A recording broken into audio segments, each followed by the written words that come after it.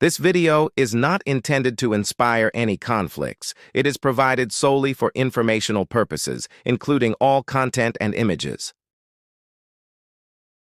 Is the conflict between South Africa and Rwanda possible? Give it a thumbs up and subscribe to our channel for more in-depth military analyses. Hit the notification bell to stay updated on our latest videos. Share your thoughts in the comments below.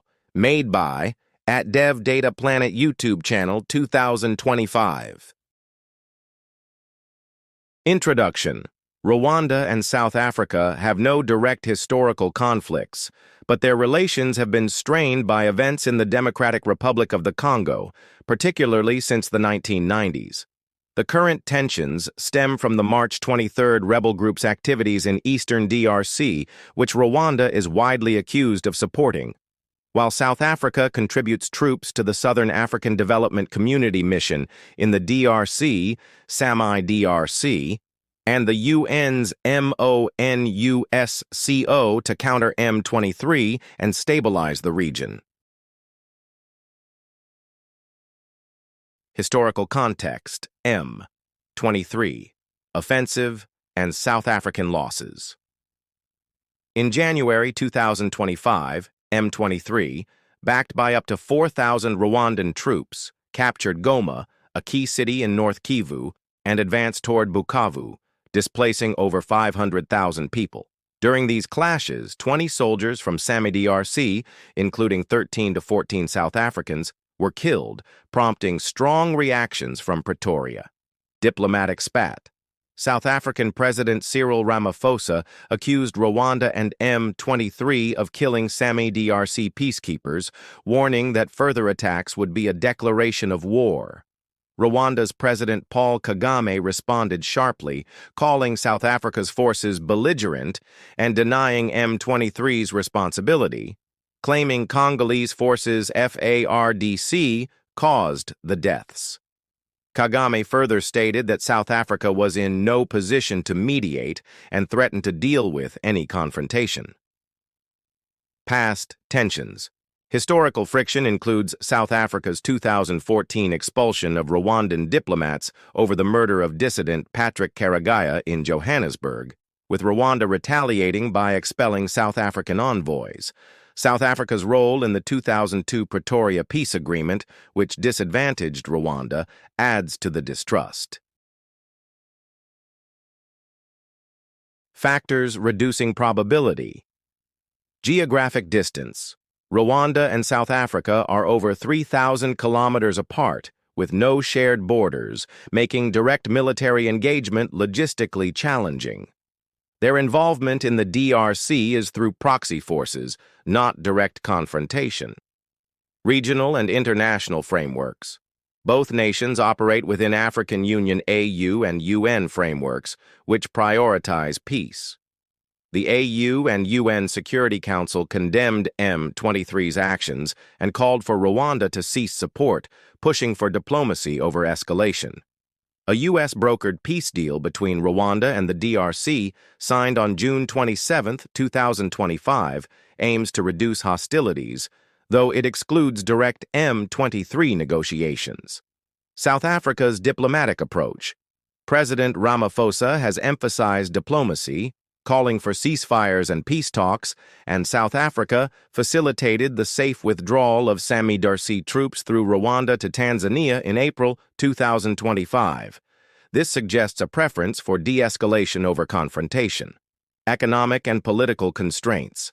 South Africa's significant investments in the DRC and Rwanda's economic interests in eastern DRC's minerals make a broader conflict costly for both. Rwanda, a small nation, relies on regional stability and international partnerships, e.g. with the U.S., reducing its incentive for direct conflict with a regional power like South Africa.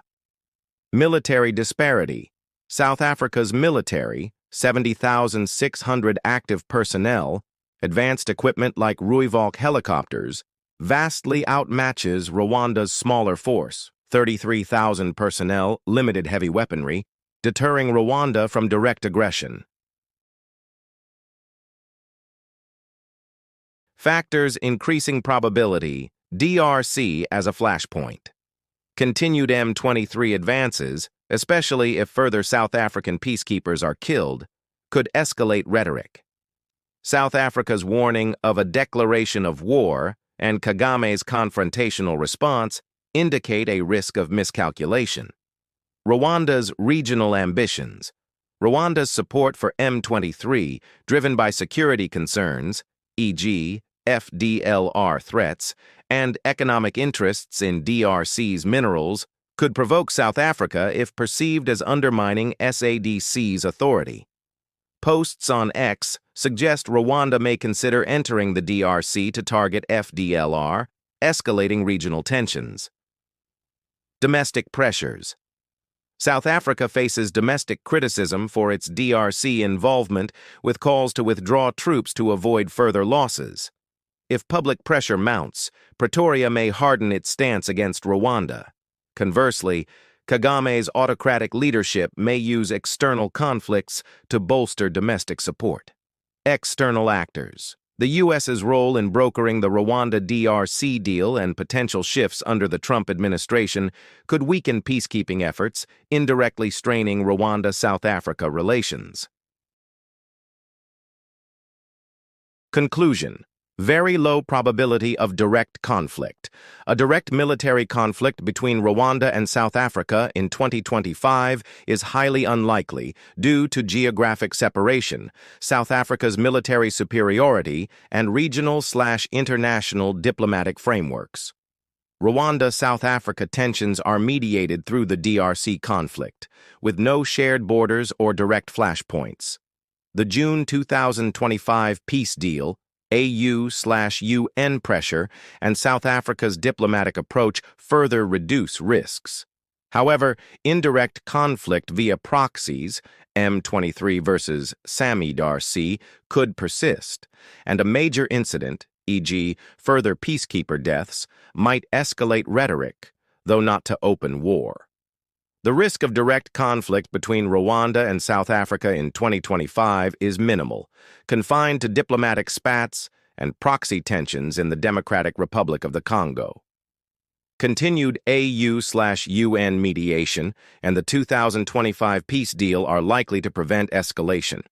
Monitor DRC developments, particularly M23 activities and SAMI-DRC's role for any shifts.